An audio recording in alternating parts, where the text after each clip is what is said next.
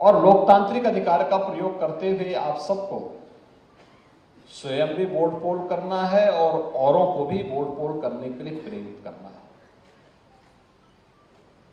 अगर आप स्वयं और अपनी पूरी टीम को इसके लिए तैयार करेंगे, मतदान का प्रतिशत अगर बढ़ता है तो इसके साथ ही से राघव और लखनपाल का मतदान का प्रतिशत भी बढ़ेगा और उनकी जीत का प्रतिशत भी बढ़ेगा।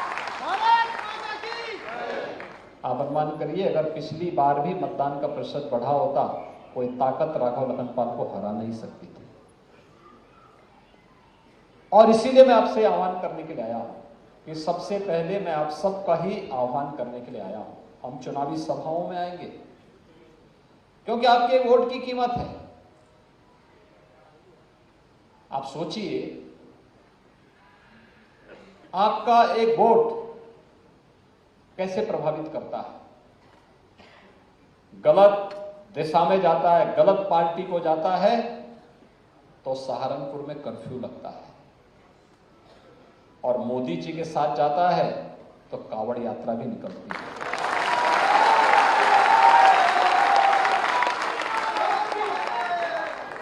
आपका एक वोट गलत दिशा में जाता है तो सहारनपुर अराजकता की भेंट चढ़ता है, और अगर मोदी जी के साथ जाता है तो यही सहारनपुर आस्था का सम्मान करने वाला सहारनपुर बन जाता है।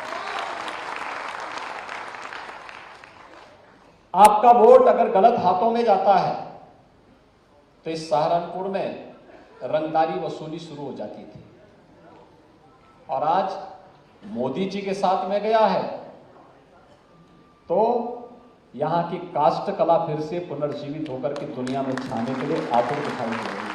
तो हमारा हस्तशिल्पी कारीगर ये किसी भी जाति, किसी भी मत और मजहब को मानने वाला होगा, लेकिन पहचान तो सहारनपुर को दे रहा है, पैसा सहारनपुर में आ रहा है, विकास सहारनपुर का हो रहा है, और सहारनपुर का विकास होगा तो प्रदेश का विकास अपने आप हो जाएगा। आपका वोट गलत हाथों में जाता था तो बेटी भी असुरक्षित थी और व्यापारी भी असुरक्षित था। आपका वोट मोदी जी के आह्वान पर गया तो बेटी भी सुरक्षित हुई और व्यापारी भी सुरक्षित हुआ। और इसीलिए आज मैं आपके पास आया हूं आपसे कहने के लिए कि एक और जहां सुरक्षा का माहौल बनाने का कार्य हुआ है, सुरक्षा और समृद्धि आप सबका आह्वान करने के लिए आई है, संस्कृति की अभिवृद्धि हो रही है, वह एक आपके लोकतांत्रिक अधिकार के कारण। आपका लोकतांत्रिक अधिकार आपको तय करना होता है कैसे इसका इस्तेमाल करना है। गलत दिशा में जाएगा तो उसके परिणाम के भुक्तभोगी हमें ही नहीं, आने वाली कई पीढ़ियों को बनना पड़ेगा। और सही दिशा में जाएगा तो आपने बदलते हुए भारत को देखा है। 10 वर्ष में हमारा भारत बदला है। एक नए भारत का हम दर्शन कर रहे हैं। एक नया भारत, दुनिया के अंदर भारत के पासपोर्ट की कीमत बढ़ी है, भारत का सम्मान बढ़ा है। 140 करोड़ का भारतवासी आज दुनिया के अंदर कहीं जाता है तो सम्मान के साथ देखा जाता है, और नहीं तो 2014 के पहले भारत के नागरिकों को शक की निगाहों से देखा जाने लग गया था। शक की निगाहों से देखा जाता था। ये शक की निगाहों से देख करके देश के माहौल को जिन लोगों ने खराब करने का प्रयास किया था उस समय, ये वही लोग हैं जो लोग जाति के नाम पर वोट तो लेते थे लेकिन अव्यवस्था पैदा करते थे देश के अंदर। देश की पहचान को 140 करोड़ लोगों के सम्मान के साथ खिलवाड़ करते थे, और आज 140 करोड़ लोग दुनिया के अंदर कहीं जाते हैं तो सम्मान की निगाहों से देखे जाते हैं। ऐसे ही देश की सीमाएं 14 के पहले असुरक्षित थी, आज देश की सीमा पूरी तरह सुरक्षित है। आंतरिक सुरक्षा की स्थिति बेहतर हुई है।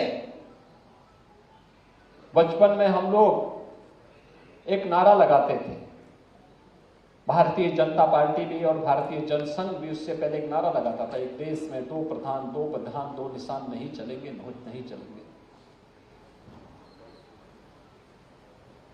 एक नारा लगता था पूरे देश के अंदर। कश्मीर के बारे में कि जहां हुए बलिदान मुखर्जी वह कश्मीर हमारा है। कारण था क्योंकि कश्मीर में धारा 370 थी और उसका दुष्परिणाम क्या था? उग्रवाद। पत्थरबाजी की घटना से हमारा जवान आहत होता था, घायल होता था। सरकारें आंखों में पट्टी बांध करके मौन रहती थी। और जवान तो हमारे किसी के घर से गया हुआ जवान है। लेकिन आज आपने बदलते हुए भारत को देखा है। कश्मीर में न केवल धारा 370 समाप्त हुई, बल्कि उग्रवाद और आतंकवाद की समस्या का समाधान भी प्रधानमंत्री मोदी जी के नेतृत्व में हो गया।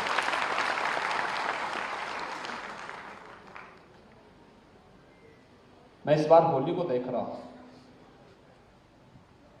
पिछले 15 दिनों से उत्तर प्रदेश के अंदर अलग अलग जगहों पर आप देखते होंगे, मथुरा, वृंदावन, बरसाना, गोकुल, बरसाना, नंदगांव, 15 दिनों तक होली चलती है। काशी में भी होली का आयोजन बड़ा होता है, अयोध्या में भी होता है। अलग अलग जनपदों में अलग अलग तरीके से लोग होली मनाते हैं। गत वर्ष तक हम लोग गाना सुनते थे अयोध्या में, होली खेले रघुबीरा अवध में, होली खेले। अब आप सोचिए, मैं सोचता था कि गाना तो हम गा रहे हैं, क्या सचमुच अयोध्या धाम में रामलला है क्या? 500 वर्षों के बाद पहली बार रामलला ने अयोध्या में होली खेली।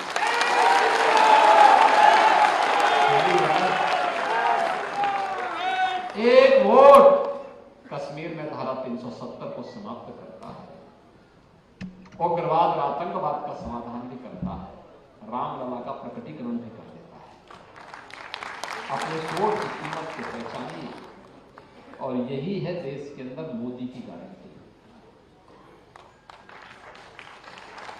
जो लोग जाति के नाम पर बांटने के लिए आए थे, जाति के नाम पर वोट ले रहे थे, उनके लिए परिवार पहले है, फैमिली फर्स्ट। लेकिन मोदी जी के लिए 140 करोड़ का भारतवासी ही परिवार है। इसलिए मोदी जी कहते हैं नहीं, नेशन फर्स्ट। अब हमें तय करना है, फैमिली फर्स्ट या नेशन फर्स्ट। तो नेशन फर्स्ट और भारतवासी का संकल्प होना चाहिए।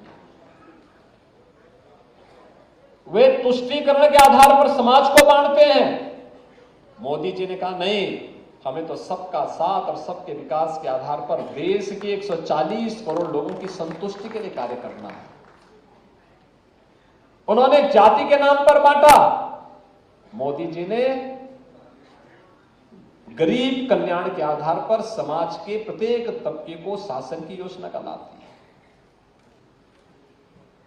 उन्होंने जाति, संप्रदाय, मत और मजहब के आधार पर विभाजित किया।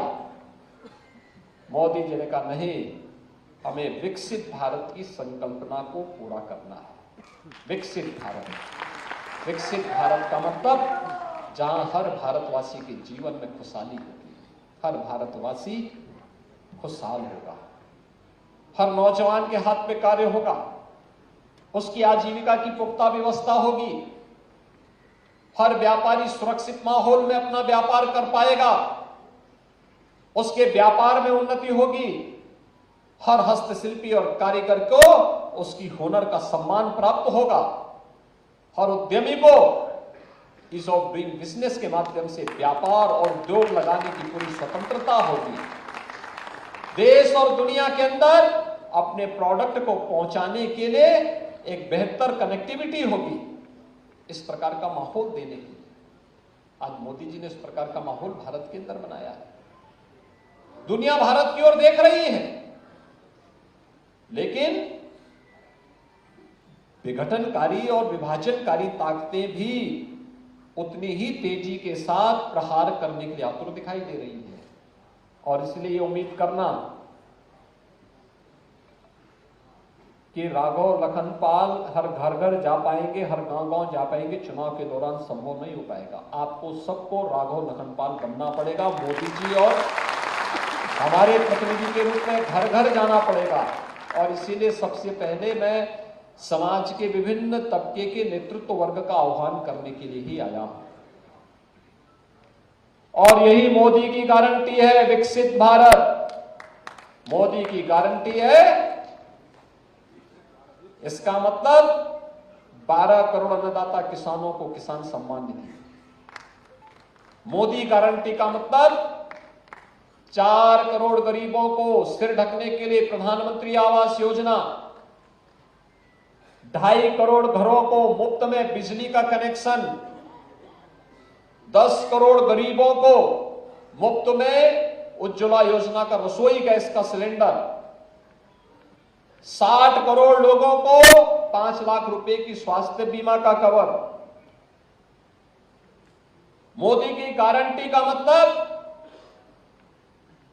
बिना भेदभाव के उत्तर प्रदेश के अंदर 15 करोड़ और देश के अंदर 80 करोड़ लोगों को फ्री में राशन की सुविधा का लाभ देना।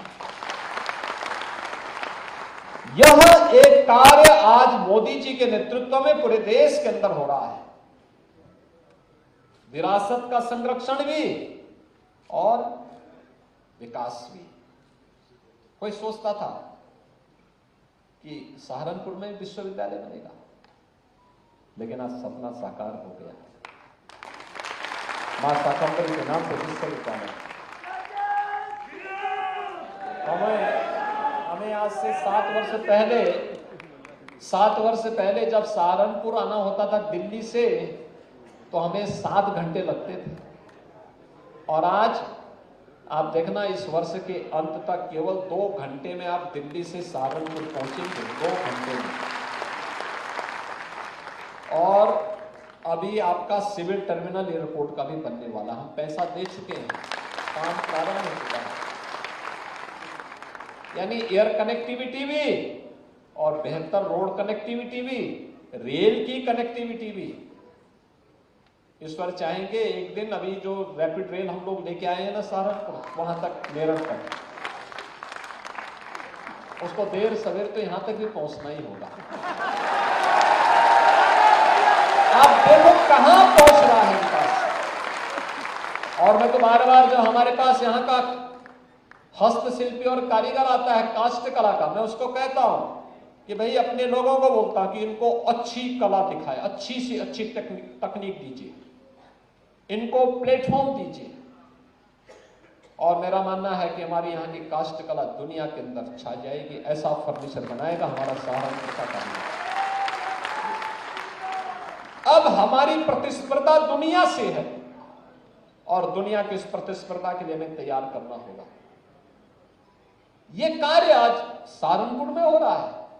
यहां का फर्नीचर छा रहा है। वन डिस्ट्रिक्ट वन प्रोडक्ट के माध्यम से हम लोगों ने उसको एक पहचान देने का कार्य किया।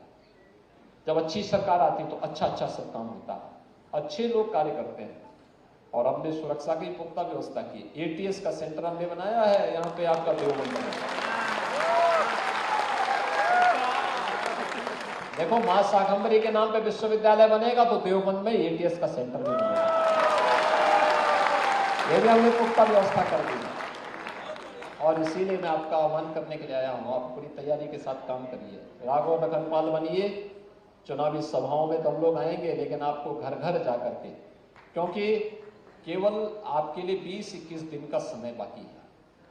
20-21 दिन के अंदर आप यहाँ के चुनाव का परिणाम, और मैं चाहता हूँ पिछली बार का बदला लेने का अवसर आपके पास है। इस बार पूरी मजबूती के साथ भारतीय जनता पार्टी के प्रत्याशी को, लोकप्रिय प्रत्याशी को, राघव लखनपाल को विजयी बनाने का नेतृत्व आपको लेना है।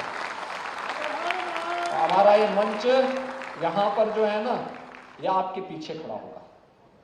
अलग अलग तबका, अधिवक्ता समुदाय अपने तरीके से, चिकित्सक समुदाय अपने तरीके से, व्यापारी समुदाय अपने तरीके से, चैम्बर वाले अपने तरीके से काम करेंगे, इंडस्ट्री वाले अपना करेंगे, ओडी ओपी वाले अपना करेंगे, अलग अलग डीलर्स एसोसिएशन अपना करेगा, अलग अलग तबके के लोगों के द्वारा शिक्षक अपना अलग, और पूरी मजबूती के साथ सबका लक्ष्य एक ही है कि जो देश के अंदर आवाज की है कि फिर एक बार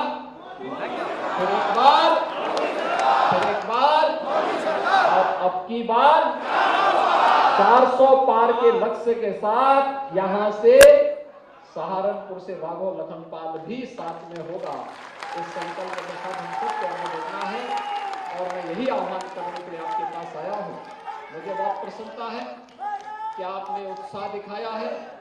सहारनपुर आज विकास की एक नई ऊंचाइयों को छूता हुआ दिखाई दे रहा है और मुझे बहुत अच्छा लगता है कि सहारनपुर में अब स्वच्छता भी अच्छी दिखती है, सहारनपुर में अच्छा कार्य भी हो रहा है, सहारनपुर विकास की नई बुलंदियों को छूता हुआ आगे बढ़ रहा है और इससे भी अच्छा कार्य यहाँ पे होना है। आप सबके प्रति मेरी शुभकामनाएं। धन्यवाद। जय जय सीताराम।